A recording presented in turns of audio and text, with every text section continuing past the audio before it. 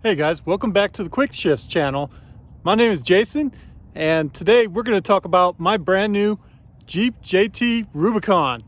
So as you guys know, I used to have an M2 competition. I have recently traded that in for this Jeep JT, and we're going to go over this Jeep JT and talk about how it's equipped and why I picked it up.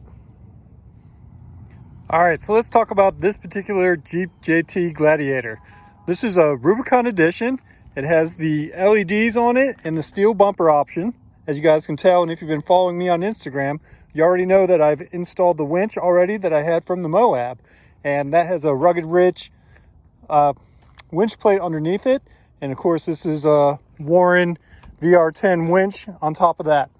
So this Jeep also is equipped with color match fenders and color match roof.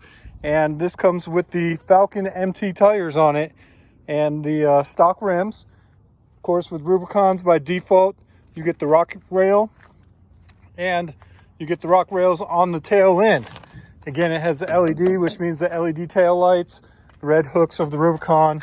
This also has the tow package, so we do have the tow hitch on here. And this particular one doesn't have a liner in the bed, but we are having it lined. That was part of our deal. And that covers it on the outside. We did also tint the windows. And on the interior, we have the floor mats. And this has the 8.4-inch screen. Now, one of the options we didn't get was the heated seats for the cold weather package. We didn't get that. And let's see, we didn't get the roof liner.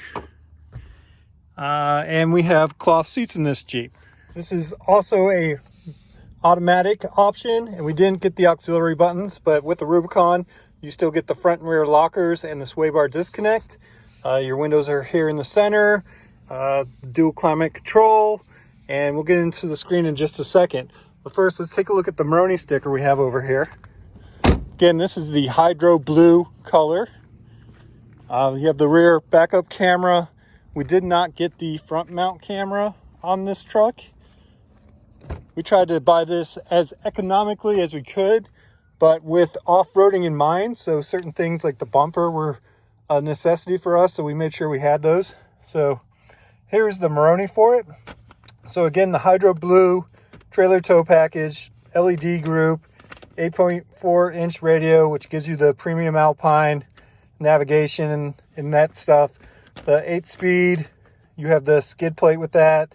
Proximities are a must-have in our opinion, so we had to have that. Body color top in this color we think makes a huge difference, makes it look really good with the window defroster and the front steel bumper and the body color flares and the mud terrain tires. So coming in at a full sticker price of $135. So if you guys are familiar with Jeeps and you've been following my channel, you probably saw the Moab. Again, you have a glove box here, and then a glove box, the armrest box here. You can put all your goods in there. But again, if you've been following us, you've seen our Moab review. Now, this is basically like a Moab in that it's got a lot of the functions. I mean, the Jeep Wranglers and the JTs, they're not too dissimilar. It's basically a Wrangler with a bed on it. So it's nothing. It's new, but it's not new. It does ride, I guess, comparison-wise, I would say it's a Wrangler pickup truck. And it does have traits from both of those worlds. And when you're driving it, you can definitely feel the truck aspect of it, the pickup truck aspect, and how it drives and handles. It's bouncy like a pickup truck, especially when you have no weight in the back. But again, we just got this. We only have, I'd say, 270 miles on it, as you can see here. So we haven't even broke this baby in yet. But we'll go ahead and power this on real quick.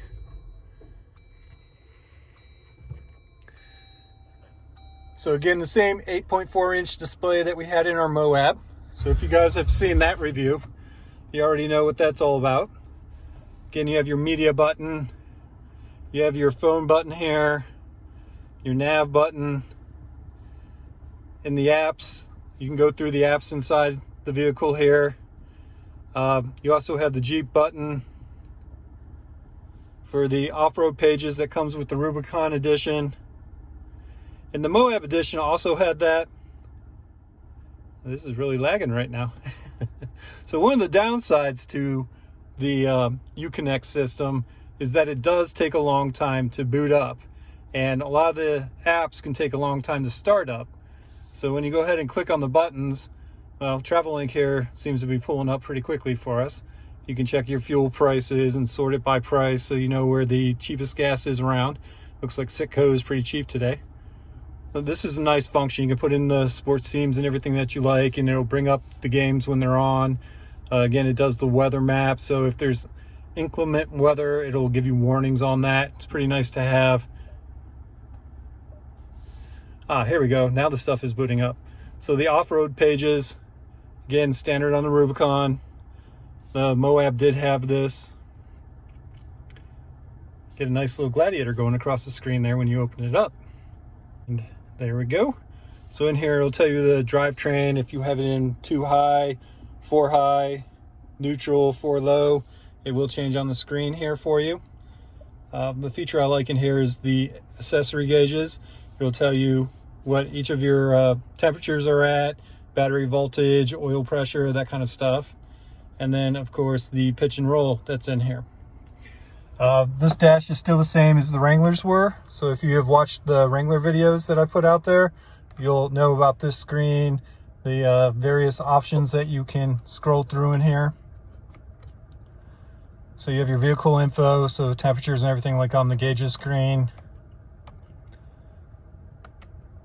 And then again, drivetrain, like in the off-road pages, your fuel economy. So thus far, you can see we're getting about 17.7 miles per gallon on our first 270 miles here. Your trip info, start, stop, your audio, and then if there's any messages, they'll be on this screen as well. And I like to keep this in the speedometer section there for a digital speedometer. And again, you have your auto headlights, your dimming of the dash and light system, cruise control, the buttons for the center display, and then your hands-free calling. So just like on the Wranglers, the top section, the freedom panels, if you will, pop out the same way as in the Wrangler. So you would fold down the visors, pop down these switches, pull over the sides, and then they would just pop right up. So that is the same as on the Wrangler. So again, the floor mats back here, cloth seats again, and because they're cloth, you don't get a center armrest, but it is very nice back here. One down thing I don't like is this sliding window is manual. They should have an automatic one because you can't reach this as a driver. You have to stop, crawl back here and do that. So the roof is a little bit different than the Jeep JLs, the Wranglers. You do have these bolts along the back side here, and you have to go ahead and unscrew those. And once you have those out, this will pull up and off. The passenger does have air vents back here, and here are their window switches. And then they have a couple ports back here for USB connection and a power point back here for a plug-in socket. And then, as you can tell, a couple of water holders, container holders. You have the netting back here and the trail system that you can hook things onto. Again, another netting in the door. And obviously the doors come off, being that it's a Jeep. Just like on the Wranglers, you can take these Jeep doors off and hang those up. All right, guys, so let's go take her for a little ride. So the M2 tires do make a little bit of noise, a little bit more than a stock tire or a all-terrain makes. So you can hear a little bit of that noise, but in this JT truck, it's much more subdued than it was in my Moab. My Moab, even with the liner on the roof, it was still louder, and that could be because it is a different type of tire. But this is pretty quiet, pretty subdued, even with that more aggressive mud terrain tire on it. You can hear it more so when you're at speed on the freeway. There is much more noise then, but just driving around, stop and go, city traffic, there isn't a whole lot of noise from these tires at all. The 8-speed automatic in this vehicle is super smooth. Now, typically, if a manual is available, I tend to push towards getting the manual in most occasions. But for this particular vehicle, when I test drove the manual, it was a lot of shifting and it felt slower. Same engine. This has a 3.6 liter Pentastar engine in it that Jeep is so well known for. It's pretty bulletproof. It's not a powerhouse. You don't make gobs of power, but it is a very nice engine. And that's why we wanted to go with that again over any of the other options that were out there. Stay with the tried and true. So we ended up getting this. We test drove it in the manual, and the manual just felt down on power. It felt more of a dog. And the 8-speed automatic felt more substantial. It does a better job shifting. And we, again, want to take this out on the trails. We want to learn how to do a better job on the trails. And we want to be able to focus more so on the technical aspect of driving on these trails. And to do that, the best way to do that and to be able to focus on the technical aspect is to eliminate the manual option and let the automatic have it. And I know you guys probably give me a bunch of grief down in the comments down below that I didn't get a manual and that manual is the way to go. But I wanted to be able to focus on being better at riding on the trails, driving on the trails, and that technical aspect of picking my line and focusing on the task at hand and worrying less about shifting the transmission. Now, sometime in the future, I might get another Jeep that's a manual. I would never rule that out, but that's the reason why we got the automatic. Now you can hear it going up and down through the gears. Right now we're doing 35 miles per hour, and you can hear just a soft bit of the tires, a little bit of in the background from that. But really, overall, they don't make a whole lot of noise. And we'll bring it up to about 45 miles per hour. And you can tell it's still relatively quiet in here. If anything, the noise that you hear at 45 is wind noise, not tire noise.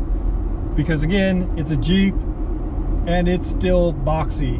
It's better than it was in previous years, but it's still a box fighting the wind. And we're gonna bring it up to 55 for you guys. So here we go, 55 miles per hour. The wind noise definitely gets louder. The tires, you can hear them a little bit. They're louder. Here we go. Now at 65, you can hear these tires. That should give you a good representation of the tire noise and the wind noise from within the cabin. All in all, it drives really well for a Jeep. Now it does have that bounciness of a pickup truck when you have an empty bed. And those of you guys who have had pickup trucks in the past or have them now and are familiar with how pickup trucks drive, when you have a bed unloaded in a pickup truck, they tend to be a little bouncy. And this has all those characteristics with driving like a Jeep.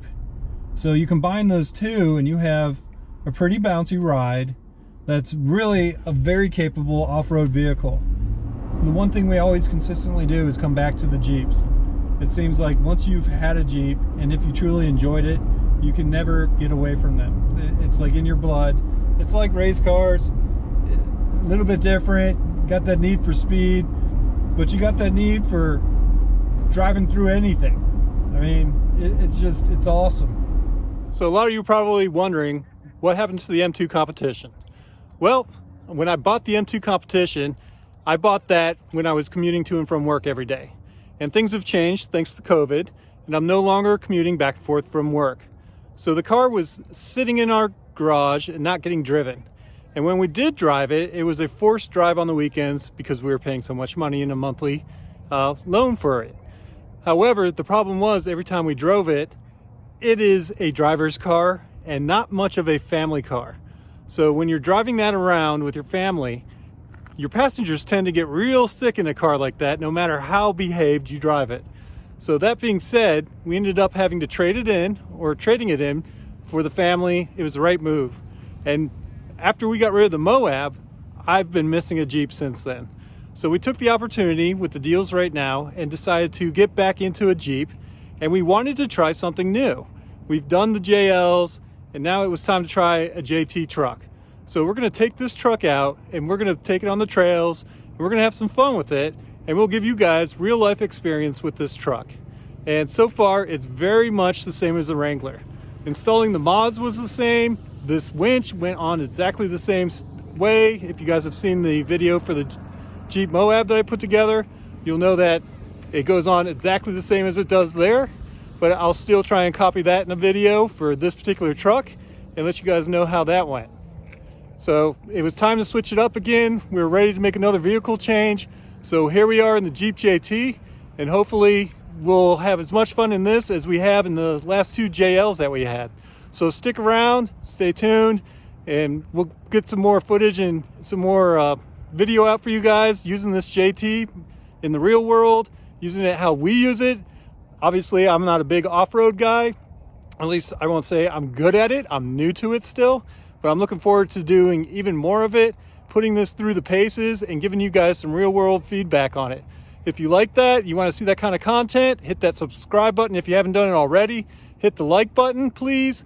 And leave your comments down below of what you'd like to see, recommended mods, anything that you'd like to get content on. Any questions that you have, love to answer them. If you want a specific video on something, let me know. Love to do that. I mean, half of the fun of doing this is answering your questions and giving you guys feedback and giving you some good real world content. So go ahead and hit us up and hit that subscribe button. Thanks for joining us.